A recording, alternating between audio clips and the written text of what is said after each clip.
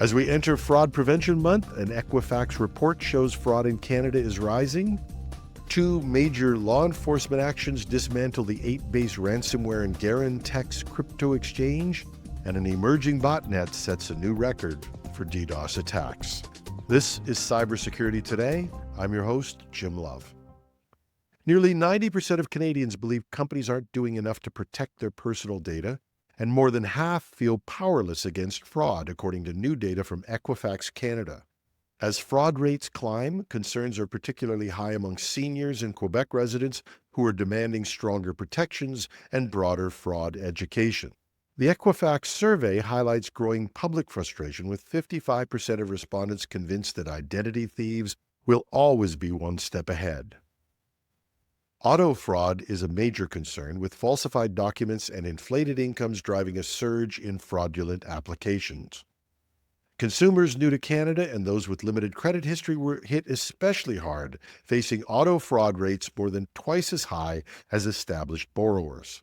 Mortgage fraud has declined, but falsified financial documents remain a persistent issue, making up over 90% of fraudulent mortgage applications. Fraud prevention is a major concern for many Canadians, said Carl Davies, head of fraud and identity at Equifax Canada. Every dollar lost to a fraudster costs individuals and banks significantly more money. Canadians, especially older adults, are demanding better safeguards to prevent financial crimes and identity theft. The report also underscores the demand for stronger corporate and government action.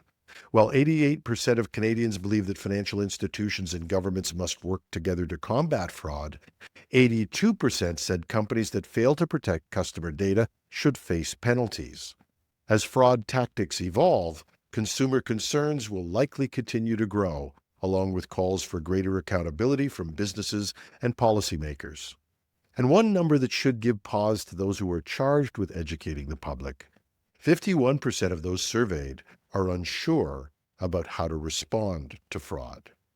There's a link to the survey in our show notes. In a significant crackdown on cybercrime, international law enforcement agencies have dismantled two major operations: the 8base Ransomware group and the Russian cryptocurrency exchange Garant TX. A coordinated effort led by Europol resulted in the arrest of 4 Russian nationals associated with the 8base Ransomware group, known for deploying Phobos ransomware to extort payments from victims worldwide. Their operation led to the seizure of 27 servers linked to the criminal network, significantly disrupting their activities. 8base had been active since 2022, employing double extortion tactics, encrypting victims' data and threatening to publish it unless ransoms were paid. Their targets included organizations in the United States and Brazil, notably the United Nations Development Program. In a separate operation, the U.S. Secret Service seized the web infrastructure of Garant TX, a Russian cryptocurrency exchange implicated in laundering illicit earnings for cybercriminals, including ransomware gangs and darknet marketplaces. Following the seizure, Garant TX suspended all services, including cryptocurrency withdrawals, after Tether blocked digital wallets on its platform containing over 2.5 billion rubles, or approximately $28 million. Garant TX had been under scrutiny for its alleged involvement in facilitating transactions for sanctioned Russian banks and circumventing European Union sanctions related to the conflict in Ukraine. The exchange's shutdown represents a significant blow to the Russian cybercriminal ecosystem. Both of these show the results of global cooperation in combating cybercrime and disrupting the financial infrastructure that supports illegal activities.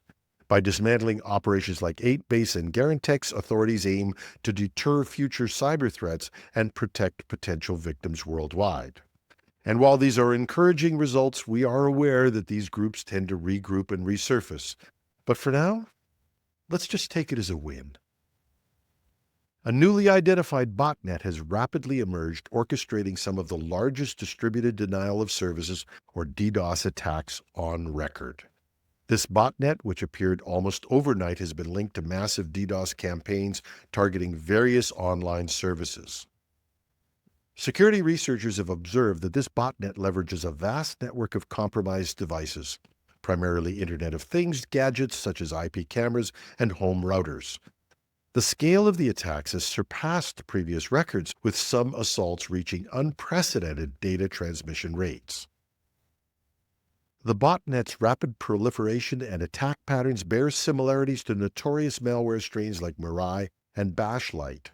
Mirai, for instance, exploited default credentials in IoT devices to amass a botnet responsible for significant DDoS attacks in 2016, including 622 gigabyte per second assault on the Krebs on Security website and a 1 terabyte per second attack on the French web host OVH.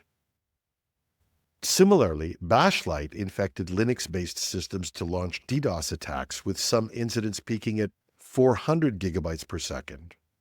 The emergence of this botnet underscores the persistent vulnerabilities within IoT ecosystems. Despite increased awareness and security measures, many devices remain susceptible to exploitation due to weak or default credentials and outdated firmware. The sheer size and impact of these attacks highlight the necessity for robust cybersecurity practices and the development of more secure IoT devices. Internet service providers and cybersecurity firms are actively collaborating to mitigate the effects of these large-scale DDoS attacks. Strategies include traffic filtering, rate limiting, and deploying advanced DDoS protection solutions to safeguard critical infrastructure and services.